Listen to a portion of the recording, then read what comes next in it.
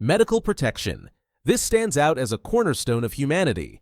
But what happens when the very places meant to save lives become targets? The principle of medical neutrality has shaped conflicts for over 150 years, yet its application remains a critical challenge in modern warfare. Medical neutrality originated in the First Geneva Convention of 1864, establishing a fundamental rule: medical personnel and facilities must not be targeted during armed conflicts. This principle is a key component of international conflict management, which extends protection to medical personnel, facilities, and transport, regardless of their affiliation in the conflict. This rule emphasizes that medical staff must be allowed to perform their duties without interference, ensuring that the wounded and sick receive necessary care. The International Committee of the Red Cross, ICRC, plays a vital role in advocating for the protection of medical personnel and ensuring that parties to a conflict adhere to these critical rules of war. Wounded and sick binds all combatants to a common humanity even as battles rage. It demands that they care for those they were just trying to kill. This paradoxical obligation is a cornerstone of international humanitarian law, which mandates equal care for all wounded and sick individuals. The rule of non-discrimination in providing medical care during armed conflicts is essential. It requires that care be provided based solely on medical need, not on the individual's race, sex, nationality, political opinion, or religion. This rule upholds the fundamental dignity of all human beings, even in the most challenging circumstances of war. In practical terms, parties to a conflict must take all possible measures to search for and collect the wounded and sick, ensuring they receive necessary medical attention. This duty extends to all combatants, regardless of which side they fought for. This obligation often places medical workers in life-threatening situations. Yet, they are bound by these rules to provide care impartially. The humanitarian spirit driving this rule of war helps maintain a sense of humanity during conflicts, reminding all parties that even their enemies are human beings deserving of care and compassion. Prohibitions on violence. International humanitarian law, IHL, prohibits the use of certain weapons and tactics in warfare due to their indiscriminate nature and potential to cause unnecessary suffering. Chemical and biological weapons are among the most strictly banned armaments. The Geneva Protocol of 1925 prohibits the use of asphyxiating, poisonous, or other gases in warfare, reflecting the international consensus to limit the brutality of war. Other prohibited weapons include explosive projectiles weighing less than 400 grams, expanding bullets, and landmines. These weapons are banned because they can indiscriminately kill and injure both combatants and civilians. The use of explosive weapons with wide area effects in populated areas is particularly concerning, as they can result in significant civilian casualties and damage to civilian infrastructure. IHL emphasizes that no weapon may be used that is by nature indiscriminate, and the principles governing the conduct of hostilities must be adhered to in all circumstances. This principle extends to the development and use of new weapons technologies. States are required to conduct legal reviews of new weapons to ensure compliance with IHL, particularly regarding their potential to cause unnecessary suffering.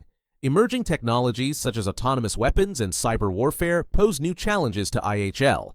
These technologies raise ethical and legal concerns, particularly regarding their ability to distinguish between military targets and civilians.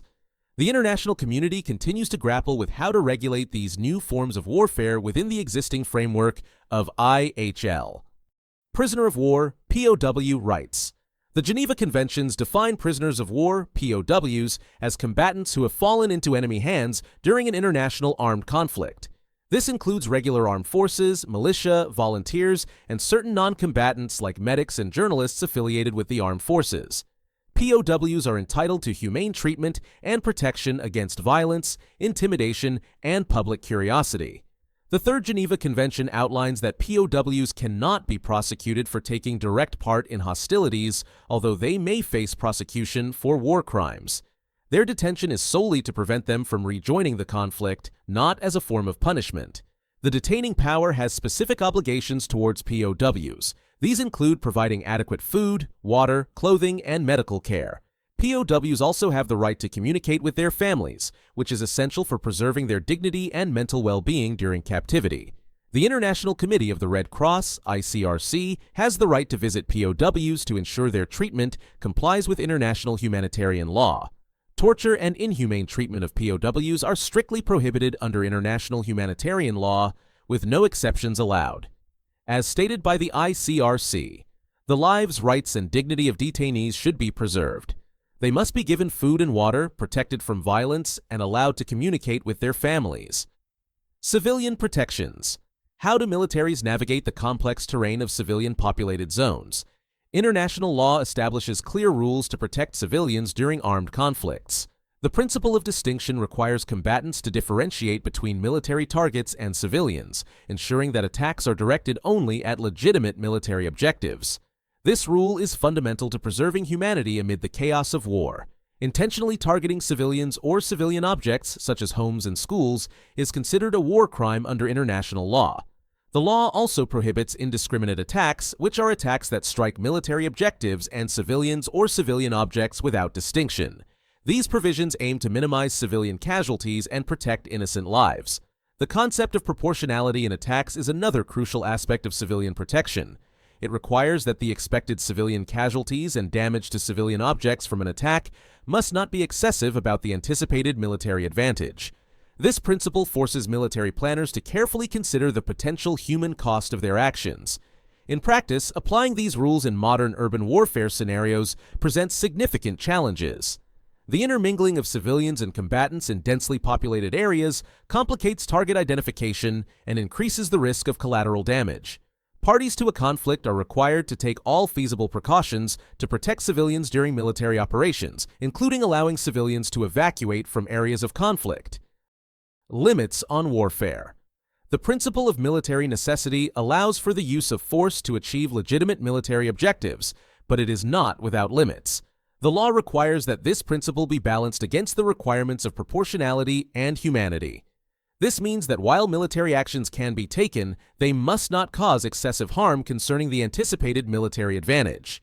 Proportionality in warfare is a crucial concept that requires military planners to carefully weigh the potential civilian casualties and damage against the expected military gain. This principle aims to minimize harm to civilians and civilian objects during armed conflicts. However, its practical application often presents significant challenges, especially in urban warfare scenarios where combatants and civilians are close to each other. The international rule of war places restrictions on certain methods of warfare. For example, the use of starvation as a method of warfare is explicitly prohibited. This rule protects civilians from being deprived of resources essential for their survival.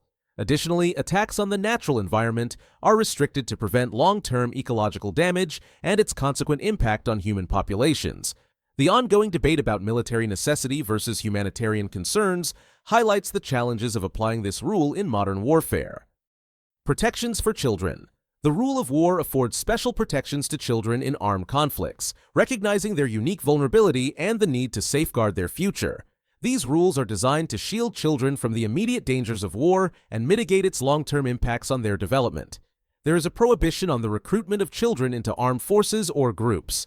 The optional protocol on the involvement of children in armed conflict sets the minimum age for compulsory recruitment and participation in hostilities at 18 years. This principle aims to protect children from the physical and psychological trauma of warfare, preserving their right to a childhood free from violence. Children affected by armed conflict are entitled to special care and assistance. All parties to a conflict must provide age-appropriate access to food, health care, and education for children. Even during wartime, efforts must be made to ensure the continuity of children's education, recognizing its crucial role in their development and future prospects. Rehabilitation and reintegration are key components of child protection under international law. Where children have been conscripted into law unlawfully, these children are entitled to assistance for their physical and psychological recovery and social reintegration. These programs are essential for helping children overcome the traumas of war and rebuild their lives within their communities. Protective emblems. In the chaos of war, a simple symbol can mean the difference between life and death. International humanitarian law recognizes the power of protective emblems to create islands of neutrality amidst conflict. These symbols, such as the Red Cross, Red Crescent, and Red Crystal, serve dual purposes, protective and indicative. The protective use of these emblems signifies that certain individuals or objects are protected as medical personnel or facilities under international humanitarian law. When used for protection, the emblems must be displayed prominently and without any accompanying text. The indicative use, on the other hand, shows affiliation with the Red Cross and Red Crescent movement and is typically smaller, including the name of the organization. Legal protections associated with these emblems are designed to ensure that parties to armed conflicts respect the neutrality of medical personnel and humanitarian workers. Attacks on those displaying the emblems are considered violations of international humanitarian law. The International Committee of the Red Cross emphasizes that these emblems symbolize a commitment to humanitarian principles and the protection of individuals in conflict zones. Misuse of the emblems is strictly prohibited, and all states parties to the Geneva Conventions are required to prevent and address such misuse. This is crucial for maintaining trust in the emblems and ensuring the safety of medical personnel and facilities. The ICRC points out that emblem misuse can jeopardize humanitarian access and the safety of those providing aid. The introduction of the red crystal emblem aims to provide a neutral symbol for organizations and individuals who may not identify with the Red Cross or Red Crescent. This inclusion enhances the protective framework of international humanitarian law. As global citizens, we must stay informed about IHL violations and support organizations working to uphold these crucial rules.